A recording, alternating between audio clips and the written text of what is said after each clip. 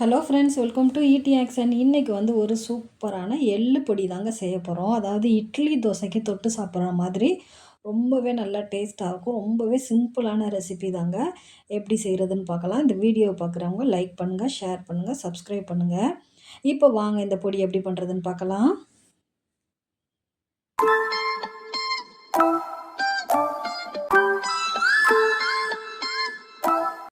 இப்போ வந்து இந்த பொடி பண்ணுறதுக்கு வந்து நான் இப்போ அடுப்பு ஆன் பண்ணி ஒரு கடாய் வச்சுருக்கேங்க. இப்போ வந்து 100 கிராம் அளவுக்கு வந்து உளுந்தம்பருப்பு சேர்த்துக்கிறேன். அதாவது வெள்ளை உளுந்து தான் சேர்க்குறேன். நீங்கள் கருப்பு உளுந்து சேர்க்குறதுனால சேர்க்கலாங்க. ரொம்பவே நல்லாயிருக்கும் அதுவுமே.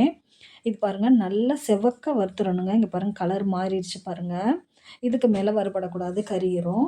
இப்போ இதை மாற்றியாச்சு. இப்போ வந்து 50 கிராம் அளவுக்கு வந்து கடலைப்பருப்பு எடுக்கிறேங்க. அதுவும் வந்து நல்லா செவக்க வறுத்துறணும். அடுப்பு வந்து நல்லா மீடியம் ஃப்ளேமில் வச்சு வறுங்கங்க. அப்போ தான் நம்மளுக்கு வந்து கருகாமல் நல்லா வறுக்கும். இப்போ வந்து ஒரு 2 ட்ராப் அளவுக்கு நான் எண்ணெய் ஊற்றிக்கிறேங்க. எண்ணெய் ஊற்றிட்டு இப்போ மிளகாய் தேவையான அளவுக்கு மிளகாய் எடுத்து அதை வறுத்துக்கலாம். நான் வந்து ஒரு 25 கிராம் அளவுக்கு எடுத்திருக்கேன் மிளகாய். காம்பு எடுத்துகிட்டு தாங்க எடுத்திருக்கேன். மிளகாய் வந்து நம்மளுக்கு நல்லா வறுபடணும், கலர் மாறணுங்க. அந்த அளவுக்கு வறுபடணும். அப்போ தான் நல்லா வாசமாக இருக்கும். இங்கே பாருங்கள், நம்ம வறுக்கையிலே நல்ல ஒரு வாசம் வரும். அது வரைக்கும் வறுத்துறணுங்க. இப்போ இதையும் மாற்றிடலாம். இப்போ வந்து ஒரு 1/2 டீஸ்பூன் அளவுக்கு எண்ணெய் சேர்த்துக்கிறேன். எண்ணெய் சேர்த்துட்டு இப்போ நம்ம பூண்டு வறுத்துக்க போகிறோம். நம்ம எண்ணெய் கொஞ்சம் சேர்த்து வறுக்கையில் வந்து பூண்டு வந்து சீக்கிரத்தில் ஈஸியாக வறுபட்டுருங்க.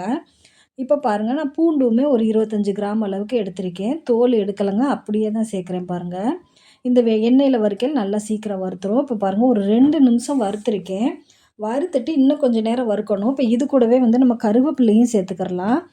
இப்போ கருவேப்பிலை வந்து ஒரு 5 கைப்பிடி கொத்த அளவுக்கு நான் எடுத்திருக்கேங்க. அதையும் சேர்த்து இப்போ 2யுமே சேர்த்து இன்னும் ஒரு 1 நிமிஷம் பெரட்டினோம்னா கருவேப்பிலையும் இந்த எண்ணெய்க்கு அதுக்கும் நல்லா வதங்கிரும். நல்லா மொறுமொறுப்பாக ஆகணுங்க. அது வரைக்கும் நல்லா வறுத்து எடுத்துக்கலாம். இங்கே பாருங்கள், நல்லா மொறுமொறுப்பாகிடுச்சு பாருங்கள். கருவேப்பிலை பாருங்கள், எடுத்து பார்த்தா உடையும், அந்த மாதிரி வறுபட்டுருச்சு. இப்போ வந்து லாஸ்ட்டாக வந்து உப்பு சேர்த்துக்கிறேங்க. 1 டீஸ்பூன் அளவுக்கு உப்பு சேர்த்துக்கிறேன்.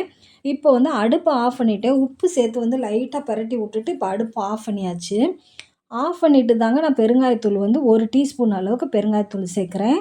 இப்போ வந்து எள்ளு வந்து வெள்ளை எள்ளு தான் நான் சேர்க்குறேன். ஒரு 100 கிராம் அளவுக்கு வந்து வெள்ளை எள்ளு எடுத்திருக்கேங்க.